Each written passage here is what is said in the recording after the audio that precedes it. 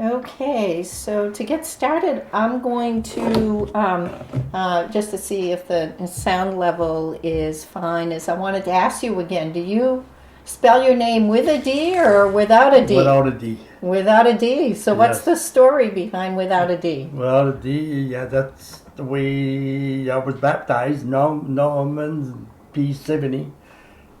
In the old days, the nun wanted to put a D on my name. That didn't happen.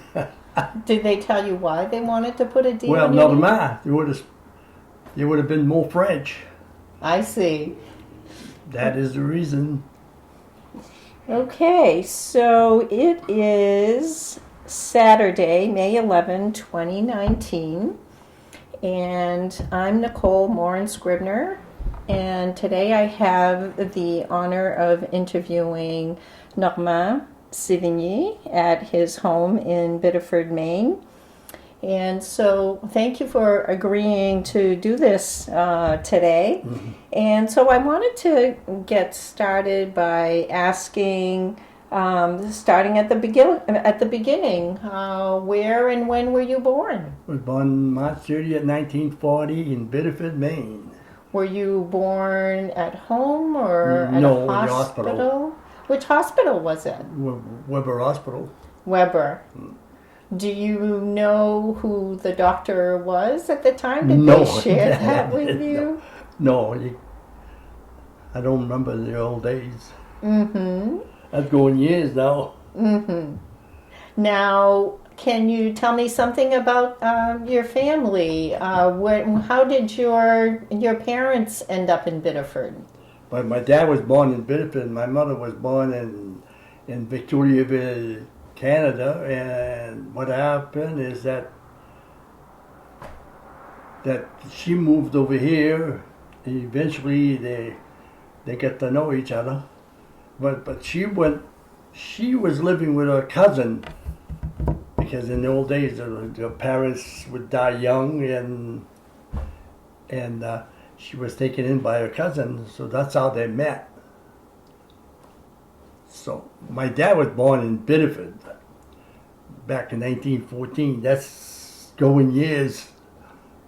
Now, had his family been in Biddeford for a while?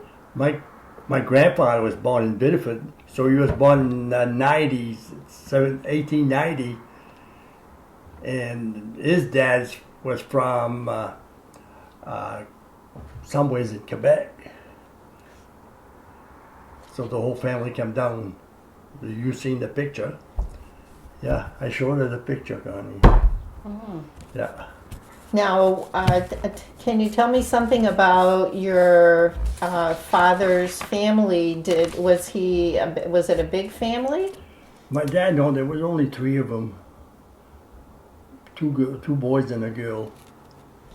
And what did he do for work? My dad was a meat cutter.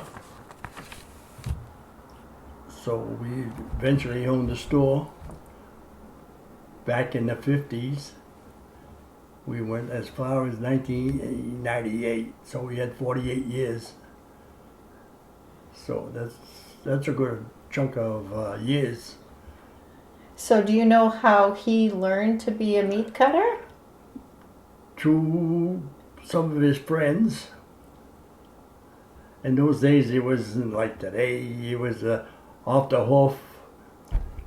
It wasn't in boxes like it is today. What a difference. Now, how about your mother? Did she work? No, she was a homemaker. So we had supervision all the time. She was home. Sometimes she worked at the store, very seldom. So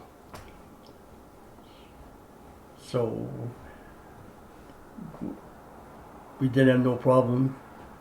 We were brought up on Wentworth Street. We had a good neighborhood. Yep. Now, do you, so you have how many brothers and sisters? You said One brother. One brother. Yes.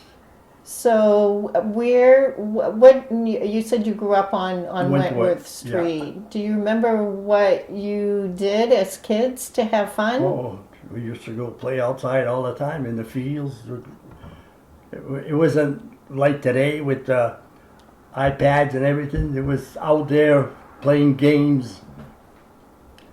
So we had a good neighborhood. There were fields on Wentworth Street. Yes, there was. Not anymore. Well, that's what got my attention. Yeah, not anymore. We was brought up at 48 Wentworth. I remember that. I still remember who was living there between Union and Mason. In those days, you remember because they stayed in their area for a long time. They no longer do that. Yeah. Now, you said your mother was from Victoriaville. Victoriaville. Did you keep a connection with her, with your Canadian relatives? Well, she had, well, the Fectos were all brought up in Victoriaville. They had some uncles and aunts that were living there. Down there no longer, it's only cousins. But we lost touch with them. Like today, everybody's nothing like it used to be.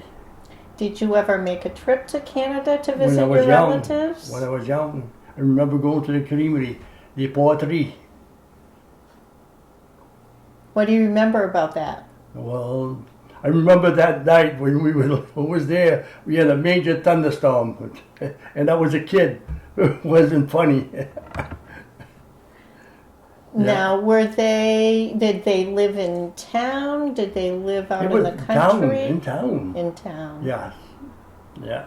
Do you remember making the trip to Canada? Did you think it was far? It was far in those days. No fancy cars. It was an old car. We made it. That was good. Yeah. Did you speak French or English when you were growing up? French. I still speak French. You must notice my accent. Yes. Now, how about the rest of the neighborhood? When you were growing up, did they speak French or Yes, English? yes. It was French, mostly.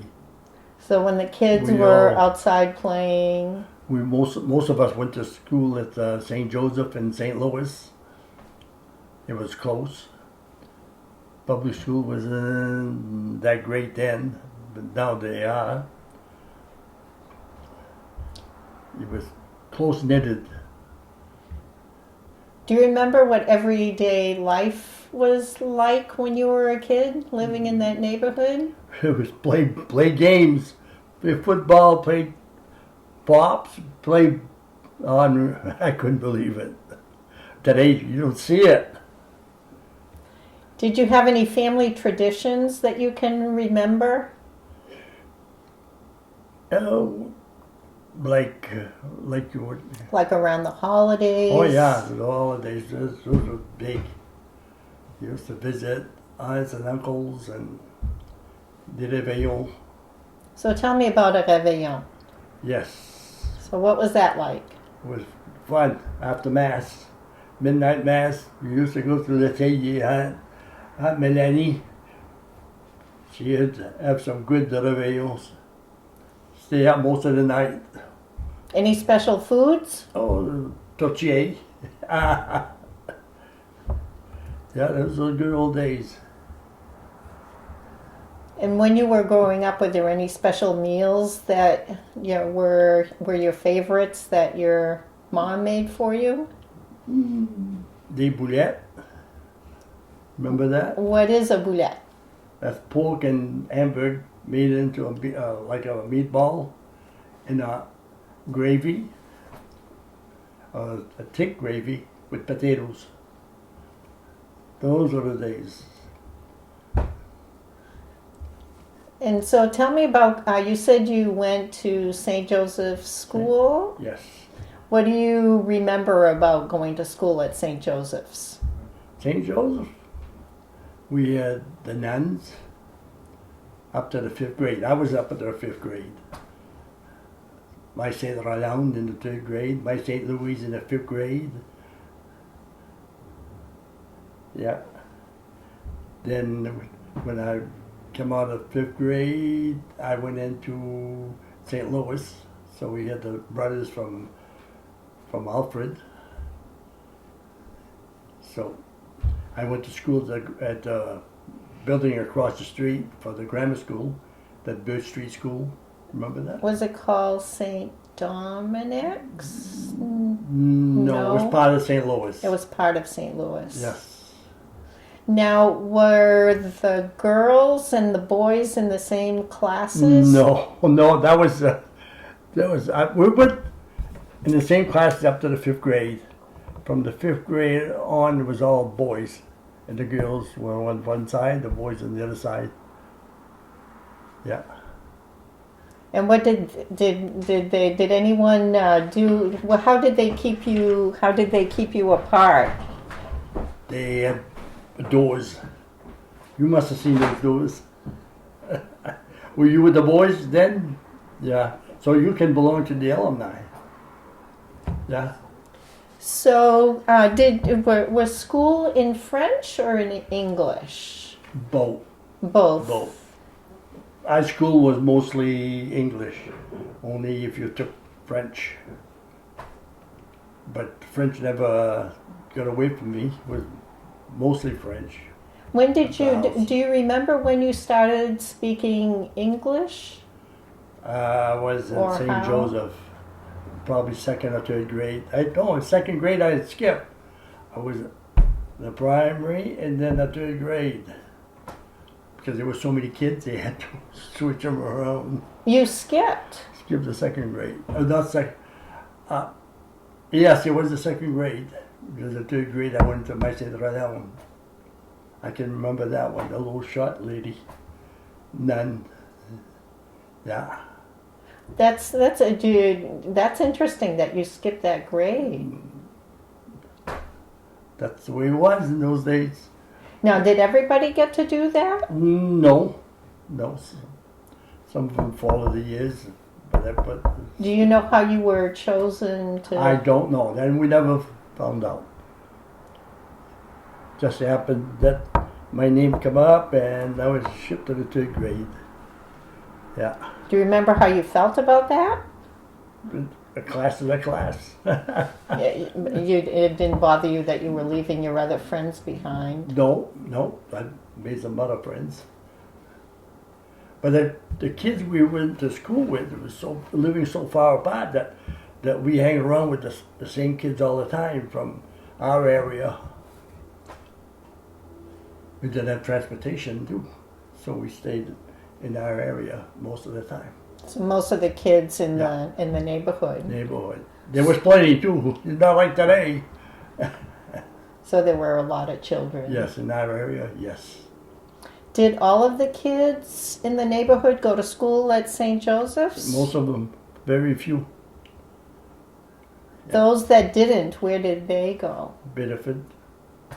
But you guys, tell me about the relationship between those who went to St. Joe's and Biddeford. No we problem. Just mingle. Yeah, that was good. Yeah. And then from St. Joseph's you went to St. Louis, you St. said. Louis, yes. So I did my 4 years at St. Louis. Were there sports back then? Oh, big time. Big time. So tell Big me time. about that. Yes. St. Louis was it started when Mr. Cote took over as coach. We had Mr. Regina as a coach, but he was single wing. When Mr. Cote took over the football team, he went in T formation. The T formation was a fast, you just hit and run. While the single wing, you had to run, and by the time you get to around the corner, the guy would go by. It wasn't like T formation. Mr. Cote was a good coach. I played for Mr. Cote anytime. Yeah. So you played football? Football. Yeah, that was the only sport I played, so, but I had fun. Now, do you remember what kind of record the football team had during your days? My senior year, we had a 9-1 record. The only team we lost to was Taunton Academy. That was a rivalry then. Yeah. So tell me about the football rivalries. What was that like? Oh, you hated to lose, but everybody had to lose. So.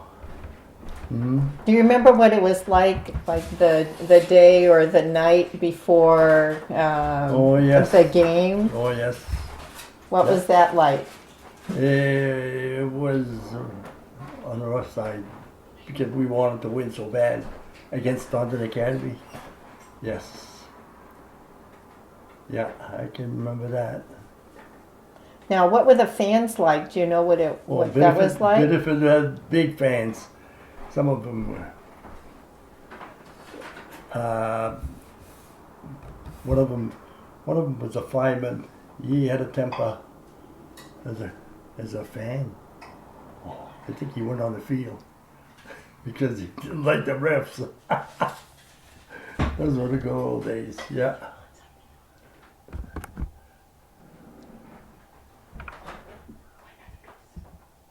Okay. So, so tell me about. Do you want me to? Don't know. That's all right. Okay. So, so tell me about. Is there any game in particular when you played that really stands out in your memory? No, all about the same. Because I was a defensive linebacker, and I had fun. I'd rather play defense than offense. Offense, sometimes you get massacred. Yeah. Now, I read a newspaper article about how did the players speak French to each other? Oh yes, why not? We had the advantage. Now, did anybody ever pick up on that? Well, especially against Chevres. The Irishmans, they didn't understand French. So that was good. So you used We had a tool. So you used that to your advantage. Yes. Yeah. So tell me about what it was like when you were a teenager during those days. What did you guys do for fun when you were in high school? High school, we would go to Puritan. When you was the driver, then you come down Main Street and make some noise. There was only 2 police cars in the whole city then. Today they've got a dozen. Those are the good old days. She remembers the Puritan. She was at a Puritan too. That's not where I met her though. So tell me about when did you get married? 1962. September 3rd, 1962. So tell me about how you met your wife. I met my wife at a wedding, and my friend's wedding. My first date, I took her to the movie theater in Portland, and I don't know what happened, but I slept throughout the movie. You ask her, she'll tell you this. So that's a way to make a great first impression. Yes. So you had a car to go to Portland. Yes, I did. When did you get... I worked at a store. I accumulated some money, so I was one of the few in those days. I had a car, but I had a car. The old days, it was a shift. And so going to Portland was one of the things that people did when, yes. When they... Yeah. Were there dances? Dances at the parish hall, dances at the Lightning, but I went mostly to the parish hall, but then parish hall folded, we went to the Lightning that was on top of St. Jean on corner of Main and Elm. So what were the dances like at St. Joe's? Were there live bands? No, there was all DJs. It was DJs. Yes, same thing with Lightning. Lightning had a few live bands. Very seldom though. And so tell me about what your thought process was after you graduated from high school in terms of what you would do. I went to work at the store then I was in the Army. 1960 I joined the Army. Army National Guard. I went on for 6 months. After the training I had, they shipped me back home, and I was in Army National Guard for 5.5 years. So I did my duty, what terms I had with them. Did you end up going anywhere other than stateside? I went as far as Kentucky, and that was it. But today, if I'd be in the Army National Guard, probably I'd be in Iraq, whatever. But we didn't have that problem then. Now, when you went to Kentucky, had that been the first time that really you were away from Biddeford? Yes. So what was that like? It was nice. We had 3 inches of snow back in Kentucky, and we were quarantined to the barracks. Us Mainers, we thought it was funny. Now, as you were growing up, and especially when you went away like that in Kentucky, did you ever feel like you were treated differently because of your accent or your background? No, because we was in the outfit there where it was different nationalities, different color. So most of my barrack was all people that were joining the National Guards, so we was treated all right. Mm-hmm. So it was an experience. And that makes me think about, in Biddeford, were most of the people that you hung around with, you said when you were a kid, they were mostly from the neighborhood and mostly French. Yeah. As you grew older, did you connect with other people in Biddeford that maybe were not of Franco background? While I was playing football, we had some Irish, we had different nationalities, so St. Louis had a good variety of people. Nothing like the public school, but we had some. It was a good experience. And something else I forgot to ask you about was, so what role did church play as you were growing up? Well, it did. In those days, it was good. Everybody would go to church and follow and be part of it. But today, it's different. The kids today, they question. We didn't question. We followed the parents' footsteps. Today, they don't participate. They don't care. Was it St. Joseph's Parish that you were Yeah. you were members of? Yeah, St. Joseph Parish. Yeah. Did you ever go to Mass at St. Andre's or St. Mary's? Yes, I got married at St. Andrews. Yeah. Because I've heard some stories about the Irish Catholics and the French Canadian Catholics. Where you was brought up, there was a lot of Irish in your area. Yes, on State Street, the people who owned just our house were Kenny. What's her name? Ruth.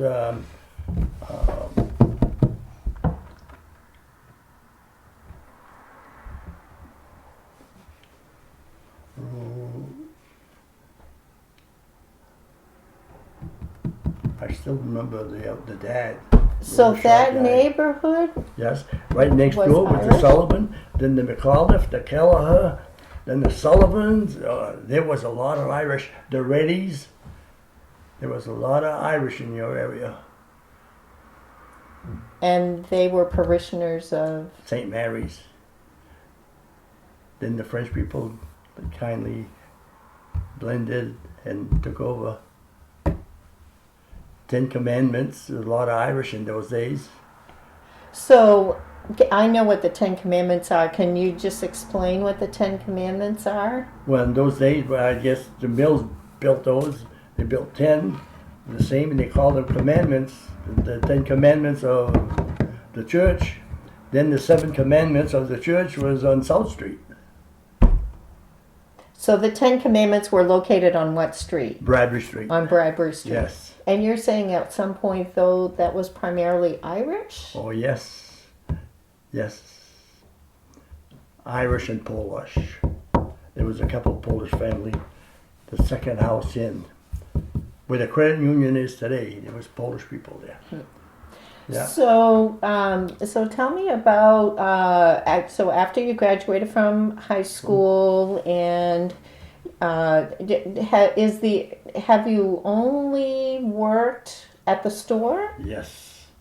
That's the only job you ever had? Yes. And then I went to work for Shaw's back in 1998. Okay, so if I back up a little bit, can you tell me something about the history of the store? Well, it's funny. My dad worked in that store in 1933, and when he got laid off from Soccer Shop back in 1950, the store was for sale, so he bought the store. And we've been there for 48 years until I closed it. Now, do you know how long it had existed? Since the 1920s. It was a fellow by DuPont, if I'm not mistaken, then John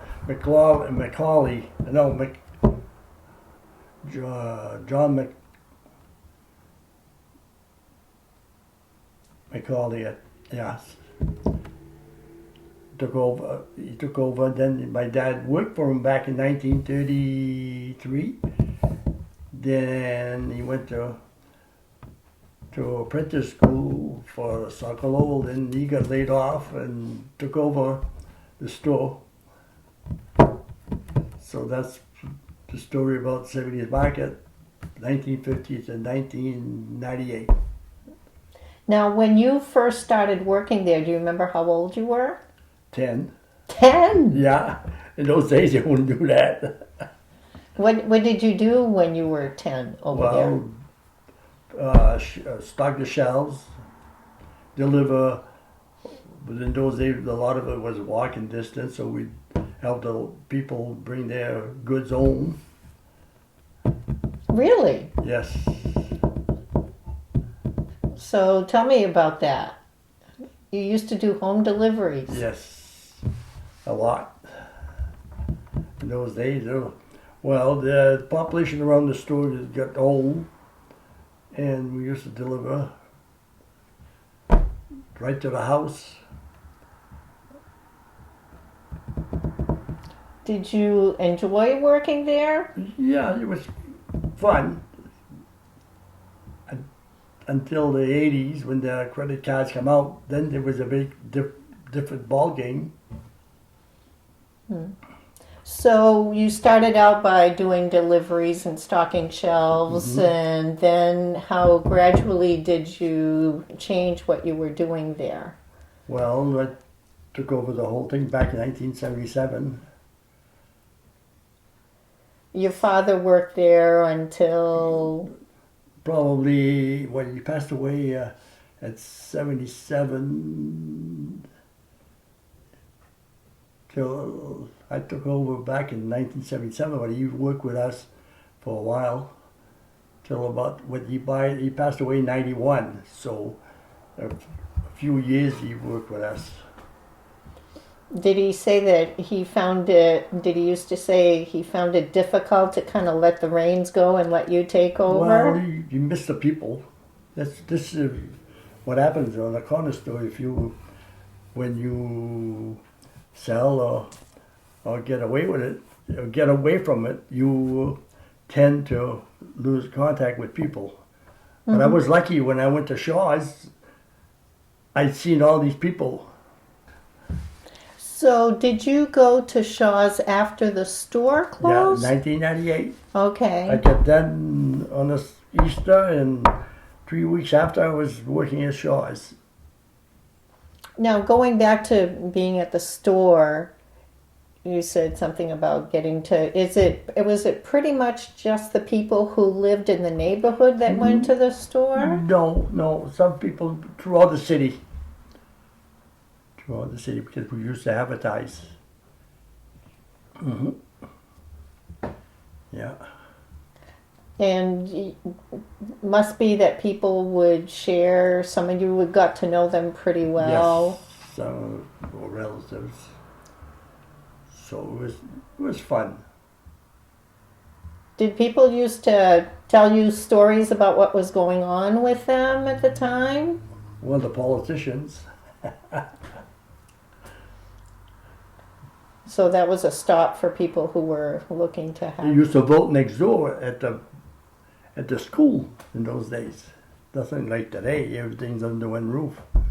But they used to vote. There used to be a big ward, Ward 7. It used to be a big ward. There used to be a lot of people from throughout the back country.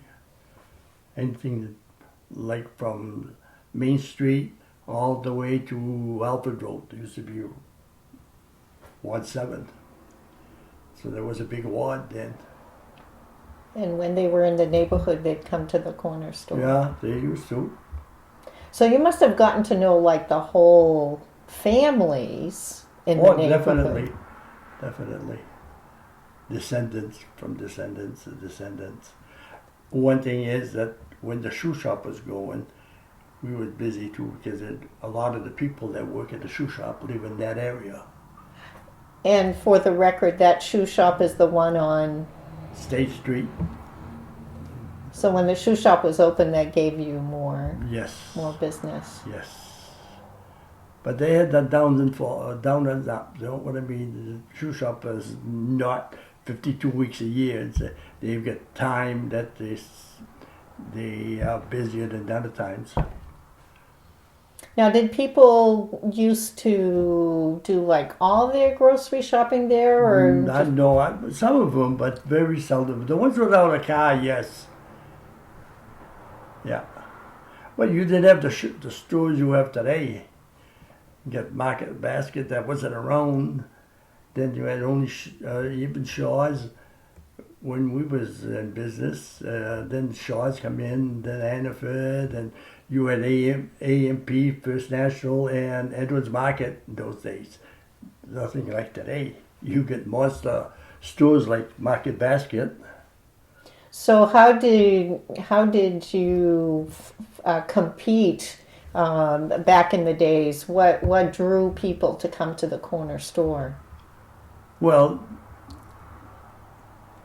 it was, how would I say that now? It was your service that you get a one-on-one service that you didn't have in a supermarket. You're just a number.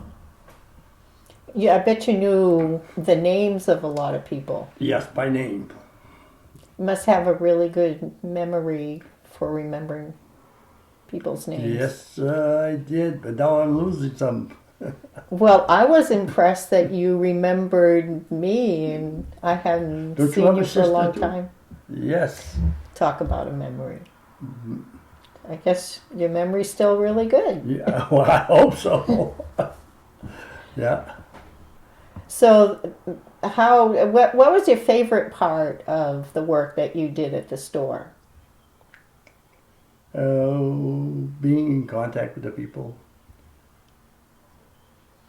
You must have gotten to know like some of the, the joys that they were experiencing, some of the challenges that they were experiencing. You got to know their personal stories. Personal story, yes, they would.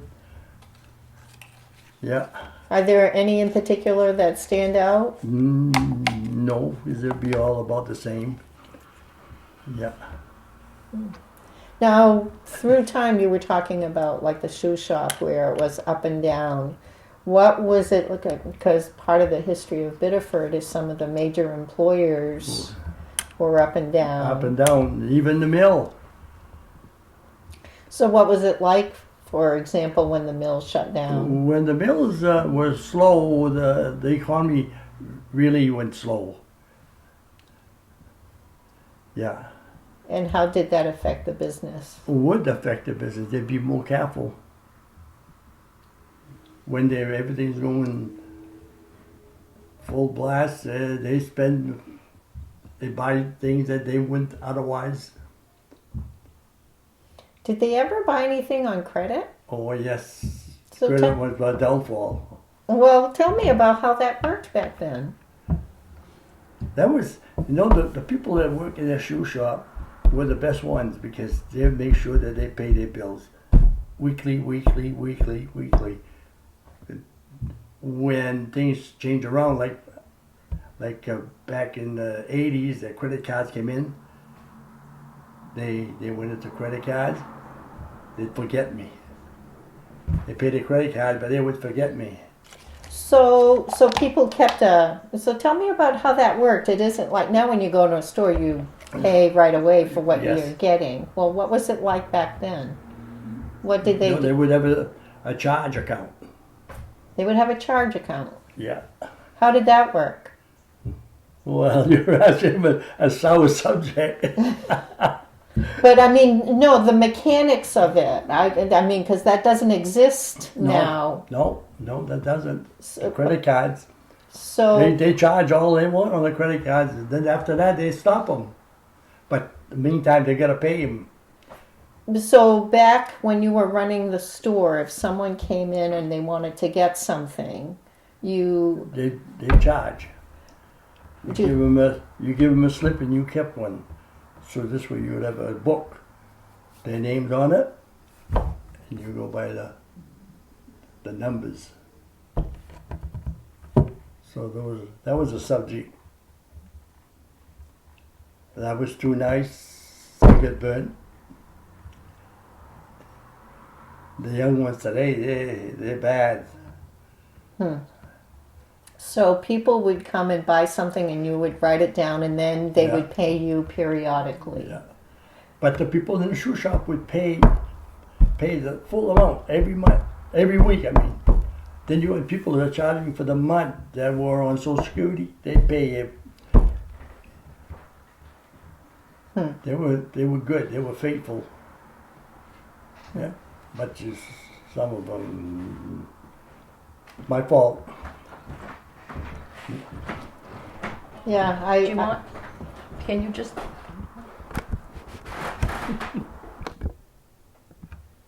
Okay. So we were talking again about the store. So things changed over time. Do you remember when you stopped that approach of people keeping like a ledger and It never stopped. it never Never stopped? until they closed. So tell me about when you made the decision to close the store. What Well, led you to? I was getting fed up, and before I killed somebody, I would. I said, I've got to be out of here, because I was getting. What I mean, my temper was rising, and I don't want to hurt anybody, and these people was bad. So your biggest frustration is people not paying. Yes, and stealing. So that's bottom of it. You know what I mean?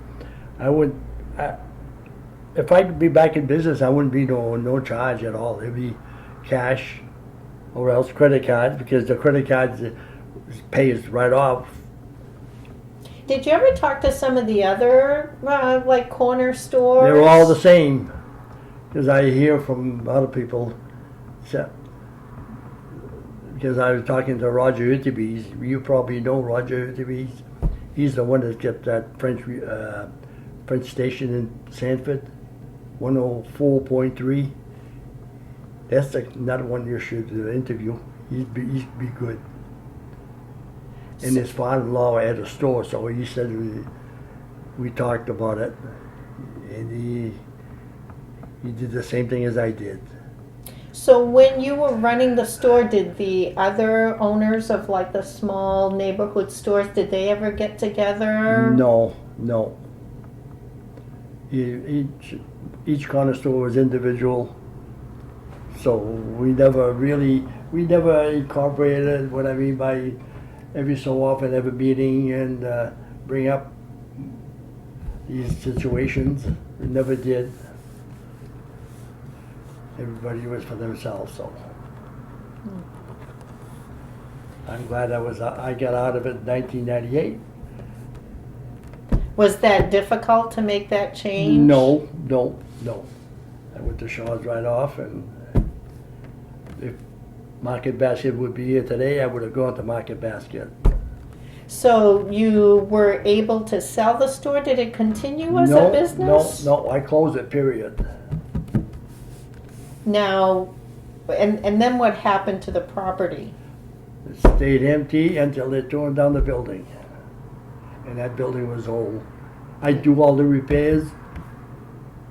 And, so it was a double expense because you had to do the repairs and Okay, then right. pay for the goods, and it was always, because it's an old building, there's always something happening. So I've done myself a favor when I locked the door. Now, you did sell it, so somebody else owned it? No, the parent boys owned it. Oh, you I were was renting. You were renting. Yes. So was it difficult when the decision was made to actually tear it down? No, I was happy the building was gone. A lot of memories, so now I don't have those memories when I go by. It's gone. Yeah. I had some good memories because some of the good people were excellent. Couldn't ask for better. It's the one that not turned me in, but took advantage of me. So it must have been different when you went from being your own boss and running your own business to go work at Shaw's. Did you find that a difficult transition? No. It was easy. It was easy for me. Because I had to do all the work. Because nobody else was going to do it in the back of you. Over there's so many people. If you don't do it, somebody else will. So, going down a different path a little bit, we talked about. Tell me about your family. So, you shared about how you were married and you stayed in Biddeford. Biddeford. Have you ever been tempted to leave Biddeford? No. We had 4 children, 3 girls and a boy, and the furthest is Beverly, Mass, and to the north it's Saco, and no Orchard. So we don't have anybody living actually in Biddeford now, but they're in the vicinity. Yeah, they all went to Biddeford High School. They done good because they studied. And the boy's doing good. He's a fireman in Biddeford. Now, do they speak French at all? They understand, but they won't like the rest of the families. How about your children? They understand? Understand some. Understand some, yes. So you've lived through some interesting things that happened in the community. Like, for example, you went to St. Louis. Yes. And then it closed. Never should have happened. Never. So where were you? What stage of your life were you at when they closed St. Louis?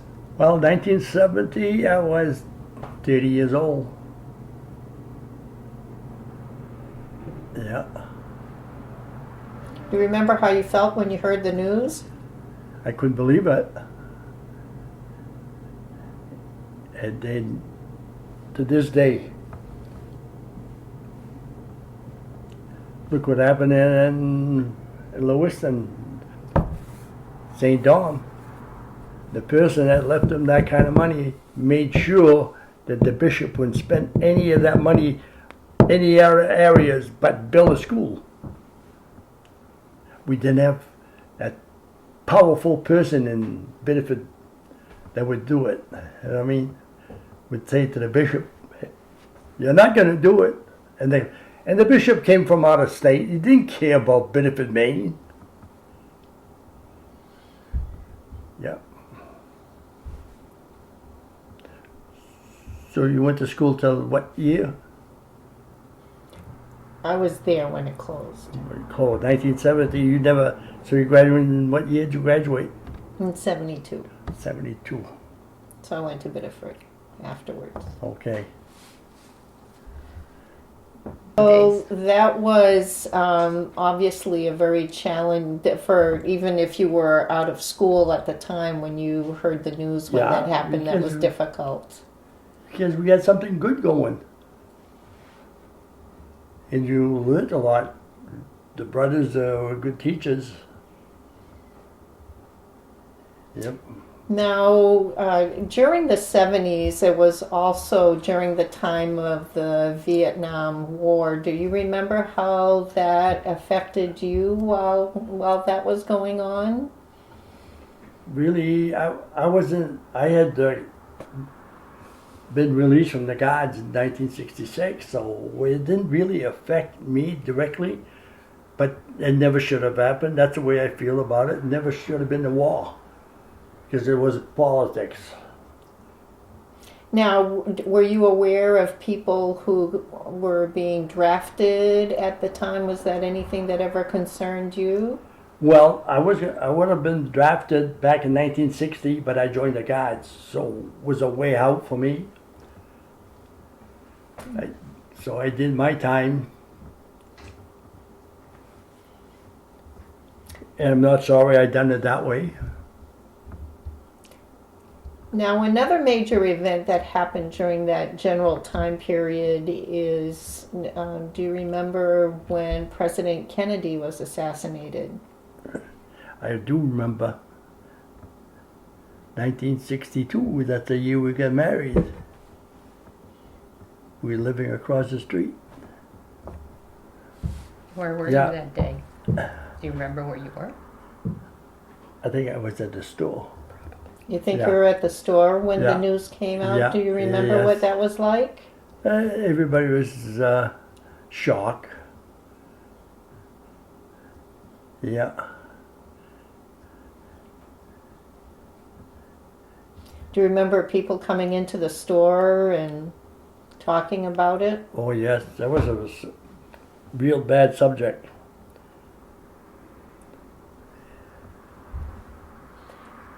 Now, some other events that happened in Biddeford is there was some big fires. Grafton, Opus Street. Remember those? We used to go to the fire. She wouldn't let her.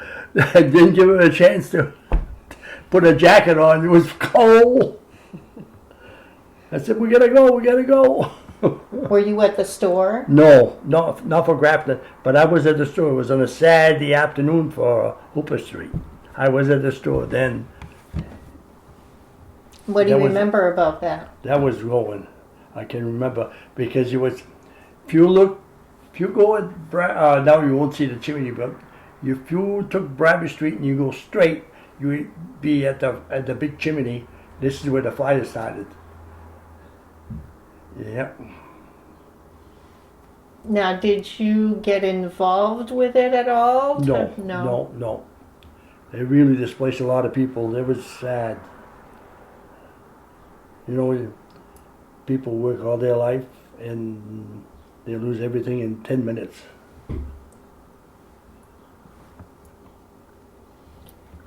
Yeah.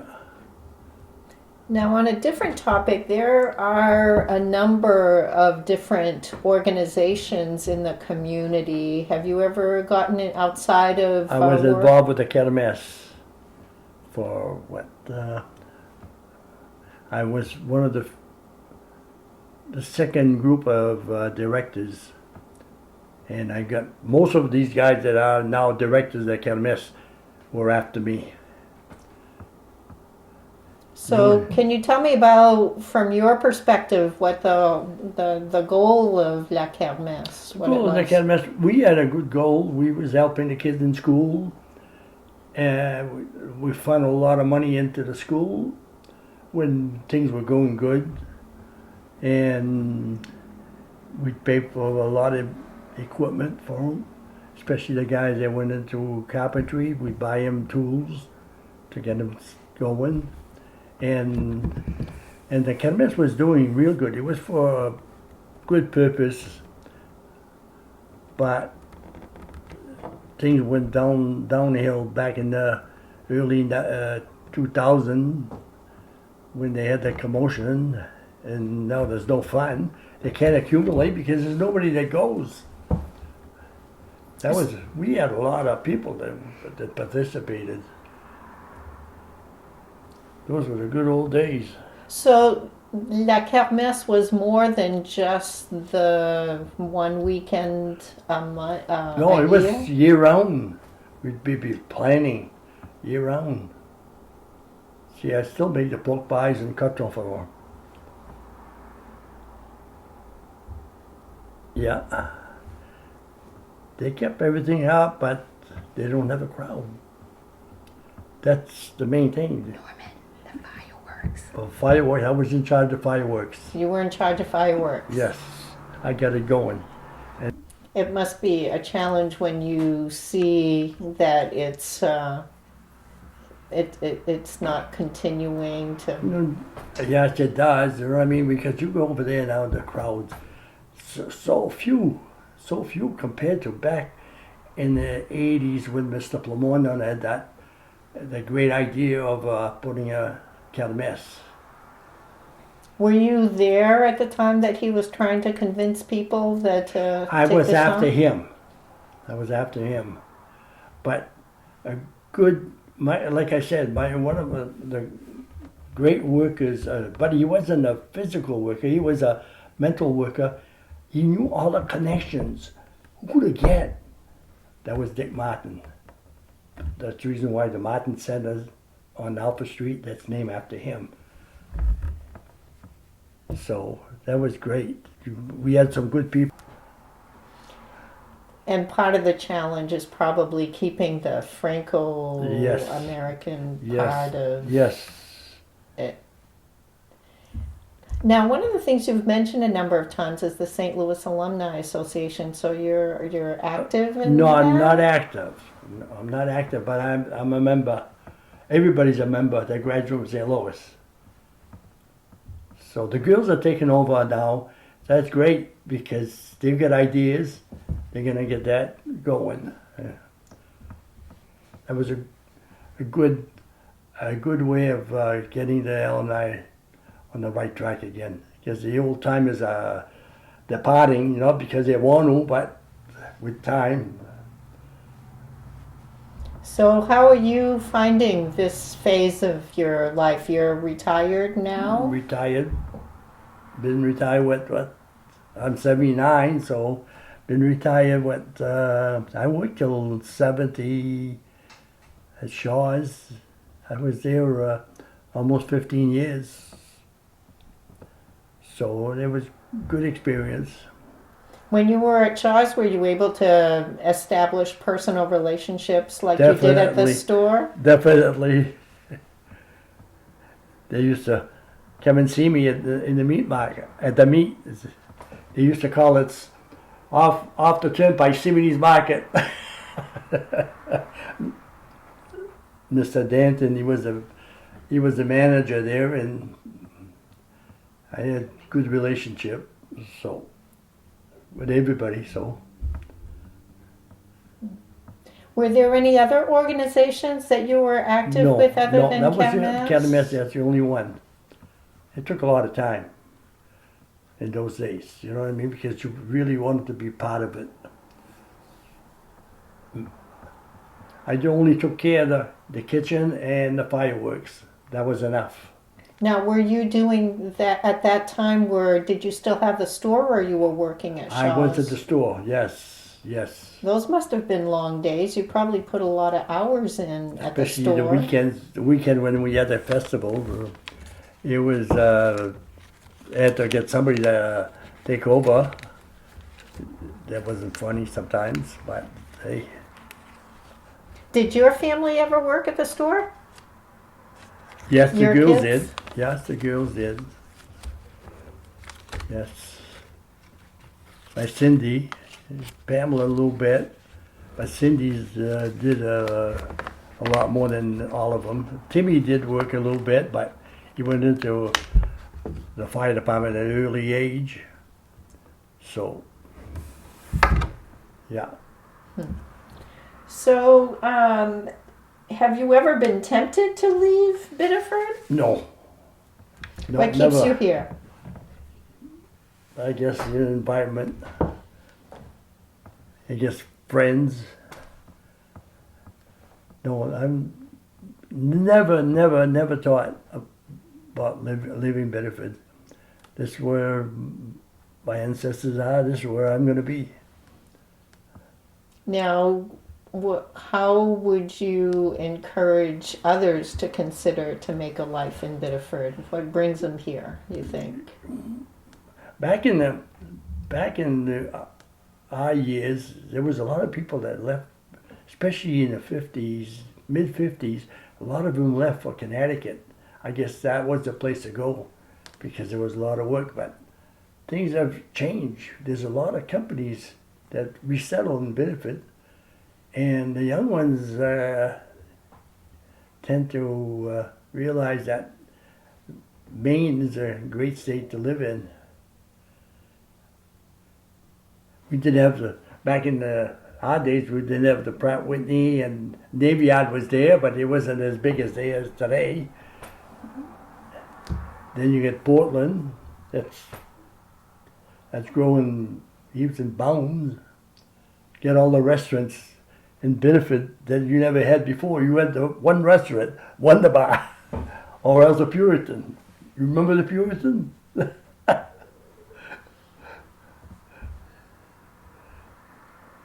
So you would say, from your perspective, that Biddeford is definitely a place to consider. Yes, the area where we got the beaches, we got the lake.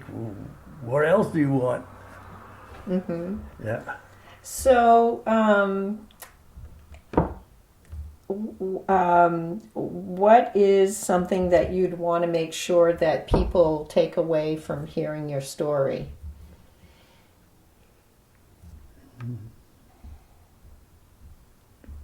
That hearing my story.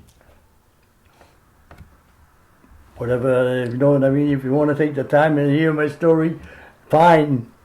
Go right ahead. Mm-hmm. When you think back about your life in Biddeford so far, what has being from Biddeford meant to you? Great things, you know. I met my wife, got married. 7 years, that's good. It don't happen today. And is there anything else that you wanted to share that maybe I didn't ask? No, you covered mostly everything. Okay.